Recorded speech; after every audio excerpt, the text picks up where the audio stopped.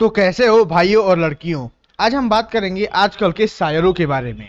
आज के टाइम पे हर वो बंदा शायर है जिसने फूकी हुई मोहब्बत की हो और लड़की उसका चुतिया काट के चली गई हो, यानी कि उसका ब्रेकअप हो गया हो। आज के टाइम पे हर वो बंदा शायर है।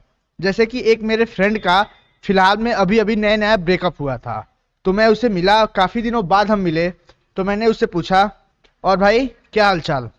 तो कहने लगा, ए मेरे दोस्त मत पूछ मेरा हाल, ए मेरे दोस्त मत पूछ मेरा हाल, जब से वो छोड़ के गई है जिंदगी अधूरी अधूरी सी लग रही है।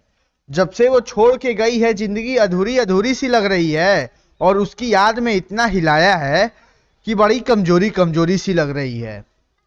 ऐसे में उसने जवाब दिया। तो ये तो आपको पता चल ही गया है कि आज के टाइम पे कौन शायर है। अब बात कर लेते हैं असली वाले शायरों की, जो कि इंस्टाग्राम पे आके कुछ भी बकते रहते हैं और कुछ भी बोलते रहते हैं, बिना कोई लॉजिक के कुछ भी बोलते रहते हैं। जैसे कि एक दिन मैं अपने घर पे स्वाइप कर रहा था इंस्टाग्राम, घर पे बैठे बैठे शाम को, और अचानक मेरे सामने एक रील्स आया। उसमें कहता है शायर कि उसकी याद में भूख तो लग नहीं रही थी, उसकी याद में भूख तो लग नहीं रही थी, प्यास लगी थी तो हमने पानी पी लिया। सोचो, कोई सेंस है? हाँ, बहनचोद भोसड़ी वालों का कुछ समझ में नहीं आता है मुझे। अगर कॉमेडी करनी ही है तो बढ़िया से कॉमेडी करो, कुछ बढ़िया सा स्क्रिप्टिंग करो, उसके बाद कॉमेडी करो। लेकिन नहीं, ये 15 सेकंड की रील्स ही बनाएंगे, 15 सेकंड की रील्स ही बनाओ लेकिन बढ़िया कॉमेडी करो। नहीं, लेकिन ये चूतियापंती करेंगे और इंस्टाग्राम पे भी जाके हक देंगे। ये करना कुछ नहीं है इन्हें, बस जो मन में आया सो बोल दिए, फलाना ढिमकाना ढिमकाना फिमकाना, बस हो गया, काम खत्म।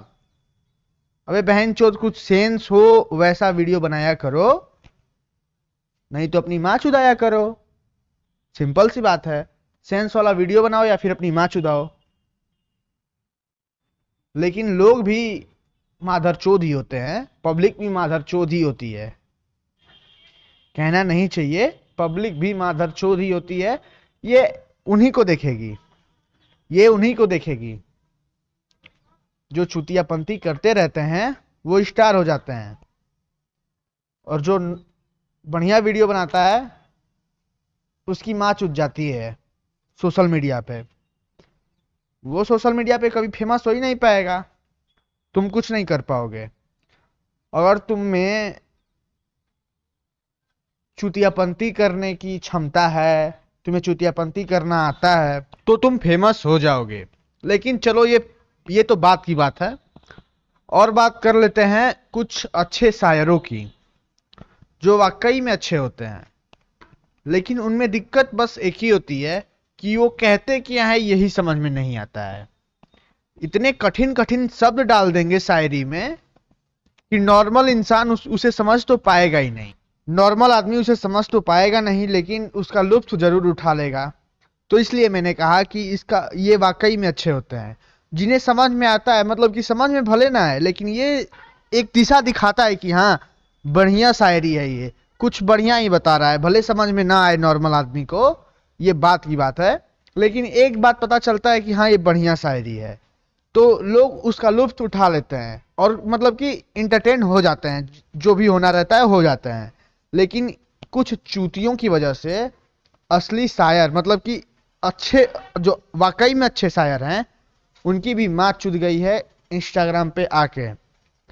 इंस्टाग्राम जब से रील्स लॉन्च किया है, तब से वो लोग भी फेमस हो रहे हैं जो रील्स लॉन्च होने से पहले गली गली में घूम के दोनों तालियां बजाया करते थे, दो तालियों से लोगों का स्वागत किया करते थे। तो दो तालियों से लोगों का स्वागत कौन करता है ये तो आपको पता होगा ही। तो ये मत पूछना, कमेंट बॉक्स में बता देना कि कौन स्वागत करता है। तो ये तो बात सही है कि रील्स लॉन्च जब से हुआ है, पहले टिकटॉक था तो टिकटॉक तो बंद हो गया, लेकिन जब से रील्स लॉन्च हुआ है तब से इन छपरियों की जनसंख्या बहुत तेजी से बढ़ी है। बहुत तेजी से छपरी बढ़े हैं, छपरी की जनसंख्या बहुत तेजी से बढ़ी है जब से रील्स लॉन्च हुआ है। टिकटॉक बंद हुआ था तो इनकी जनसंख्या कम हो गई थी, ये पैदा नहीं हो रहे थे। लेकिन रील्स लॉन्च हुआ तो ये फिर से पैदा होना शुरू हो गए और ये अब तबाही मचा रहे हैं आके रील्स पे। तो रील्स बढ़िया बढ़िया बनाओ, कहने का मतलब ये है छपरीबाजी मत किया करो आके रील्स पे, कंटेंट बढ़िया बनाओ। खैर अगर मैं बोलूंगा तो बोलता ही रह जाऊंगा। अगर किसी शायर, इन्फ्लुएंसर या फिर किसी रील्स बनाने वाले की गांड जली है तो मुबारक हो, ऐसे ही आपकी गांड जलती रहेगी, उसमें मेरी कोई गलती नहीं है। मैं तो ऐसे ही वीडियोस बनाऊंगा और तुम्हें पेलता रहूंगा।